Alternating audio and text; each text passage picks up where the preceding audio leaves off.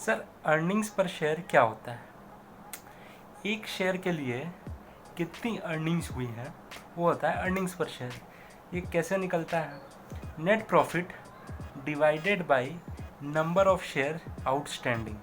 Net profit कहाँ से मिलेगा? पीएल अकाउंट से। और number of share outstanding balance sheet से। Sir what is P ratio? Price to earnings.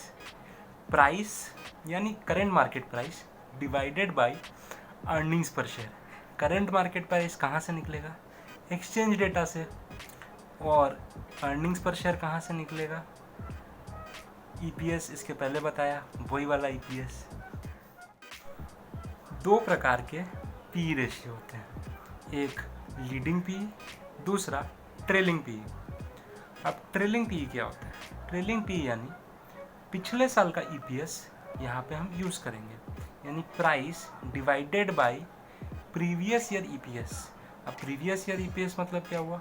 एक साल पहले से अभी तक का .0 -1 से .0 तक का जो अर्निंग्स हुई उसको नंबर ऑफ शेयर से डिवाइड करेंगे।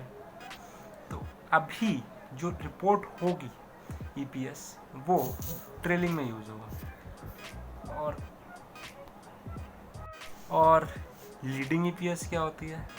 लीडिंग ईपीएस मतलब अभी से एक साल बाद तक की जो अर्निंग्स होगी, अज्यूम्ड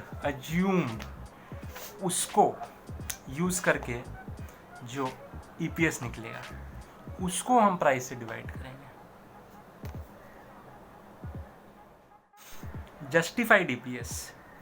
जस्टिफाइड ईपीएस में जो प्राइस है वो मार्केट प्राइस नहीं यूज़ करते हैं, वो कोई मॉडल लगा के निकाला हुआ प्राइस होता है, उसको हम लोग यूज़ करके ईपीएस निकालते हैं, उसको कहते हैं जस्टिफाइड ईपीएस।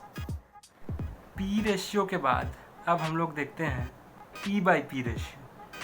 पी रेशियो का अगर हम लोग रेसिप्रोकल निकालते हैं तो आता है ई बाई पी, लेकिन ये जो ई बाई पी है ये आरओई के बराबर है, रिटर्न ऑन इक्विटी।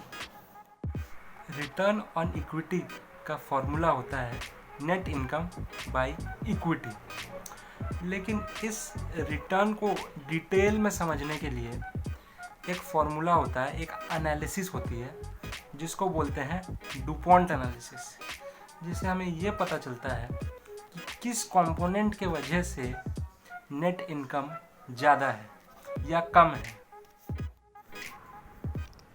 ये है डुपॉन्ट एनालिसिस। इसमें 5 कंपोनेंट है। पहला कंपोनेंट है एसेट बाय इक्विटी। ये हमें लीवरेज के बारे में बताता है, यानी कितना कर्ज लेके रखा है। सेल्स बाय एसेट, ये हमें वॉल्यूम के बारे में बताता है, यह कंपनी अपने एसेट को कितनी बढ़िया तरह से इस्तेमाल कर रही है। एबिट बाय सेल्स, यानी ये हमें मार्जिन के बारे में बता रहा है कि मार्जिन कितनी ज़्यादा है, सेल्स पे 1 रुपये की सेल पे कितना रुपया कंपनी कमा रही है। ईबीटी बाय एबिट, यानी earnings before tax divided by earnings before interest and tax, यानी इंटरेस्ट कितना लग रहा है, जो हमें कैपिटल स्ट्रक्चर के बारे में बता रही है। अगर डेट ज़्यादा होगी तो इंटरेस्ट ज़्यादा लगेगा, कम होगी डेट तो इंटरेस्ट कम लगेगा। और net income by pre tax profit, यानी एबिट, अर्निंग्स बिफोर टैक्स, यानी ये हमें टैक्स के बारे में बता रहा है, टैक्स रेट का क्या इम्पैक्ट हो रहा है रिटर्न ऑन इक्विटी पे। ROE equals E by P, यानी अर्निंग्स बाई प्राइस। अब एक तरफ तो फाइनेंस फ्रेटर्निटी बोलती है कि आइडियल पीई रेशियो 15 का होना चाहिए, और एक तरफ ये लोग बोलते हैं कि आरओई 24 का होना चाहिए। 24 का क्यों होना चाहिए? Sir rule of 72।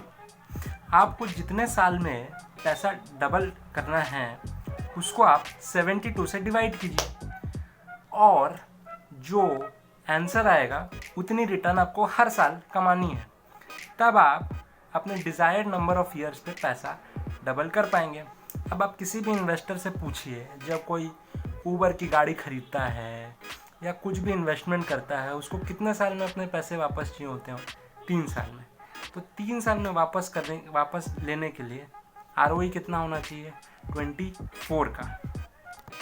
Sir ROE अगर 24% का है तो P कितने का होगा? P होगा 4.16, 24% का रेसिप्रोकल। सर अगर P ratio, price to earning ratio 15 का होता है, जिसको कि आइडियल माना जाता है, तो ROE कितना होगा? 6.67%। सर क्या 6.67% में कोई इक्विटी में पैसा लगाने को तैयार होगा या नहीं होगा? अगर ROE आपको 24% का चाहिए तो आपको P रेशियो 4.16 का देखना पड़ेगा।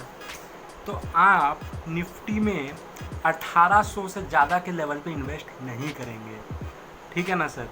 अगर आपको ROE 15 का चाहिए, 15% कमाना चाहते हैं, तो आप निफ्टी में 6.67 के P यानी कि 2800 के लेवल से ज़्यादा इन्वेस्ट नहीं करेंगे। 2800 के लेवल से ज़्यादा में आप इन्वेस्ट नहीं करेंगे।